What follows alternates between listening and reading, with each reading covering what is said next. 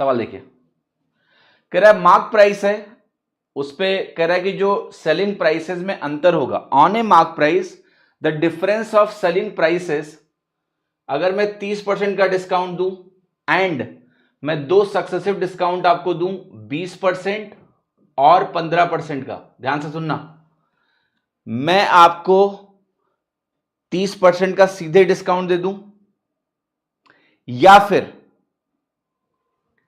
मैं 20 और 15% का सक्सेसिव डिस्काउंट दूंगा, तो दोनों में क्या कह रहा है, जो अंतर है सेलिंग प्राइस में वो 420 रुपए का है, तो आपको मार्क प्राइस बताना है।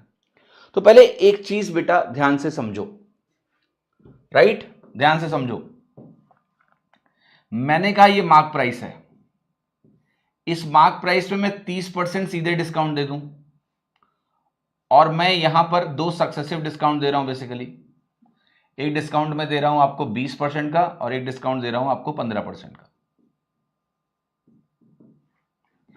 इवेंचुअली आपको एक बात समझनी है, इसका मान लेते हैं नेट डिस्काउंट कुछ भी आ रहा है, जैसे आप सॉल्व करोगे तो ये 32% आएगा। अभी इसका नेट डिस्काउंट कैसे निकालोगे आप, 20 + 15 माइनस 20 इंटू 15/100, तो 35 - 2 बनता है, 35 - 3 बनेगा 300/100, तो 32% आपका आ जाएगा, तो 32% लिख दिया।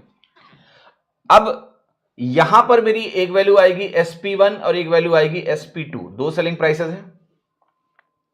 तो एक वैल्यू हमारी आई 70% सेलिंग प्राइस का, जो कि SP1 है आपका, और SP2 तुम्हारा क्या आया, 68% ऑफ सेलिंग प्राइस। अगर आप इन दोनों का अंतर निकालोगे तो आपको मिलेगा 2% ऑफ सेलिंग प्राइस। ये इस बार मैंने करके दिखाया, आगे से आपको नहीं करना है। 2% of, sorry 70% of mark price लिखना था, सेलिंग प्राइस क्यों लिखा मैंने यार, 70% of mark price, 68% of mark price, तो 2% ऑफ मार्क प्राइस।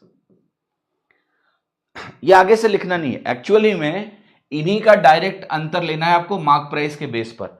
कहानी कुछ ऐसी है कि तुम मार्क प्राइस से चले और तुम यहां से 32%, एक में तुम 32% आगे निकल गए, इससे 32% कम किया तुमने, और एक में तुम 30% की दूरी तक गए, तो जो दोनों में अंतर है ना बेटा, वो 2% ही होगा इस बेस पर, अगर ये मार्क प्राइस है तो सीधे आपको ये लिखना आना चाहिए कि अगर एक पे 30% का डिस्काउंट है, दूसरे केस में 32% का डिस्काउंट है नेट, तो 2% ऑफ एमपी हमें डायरेक्टली लिखना है।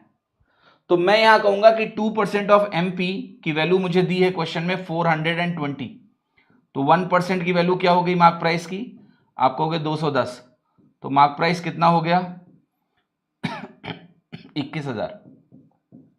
1% की वैल्यू आ गई बेटा, 100% की वैल्यू निकाल लो, तो आंसर आ जाएगा C, 21,000। ठीक है, समझ में आया सभी को।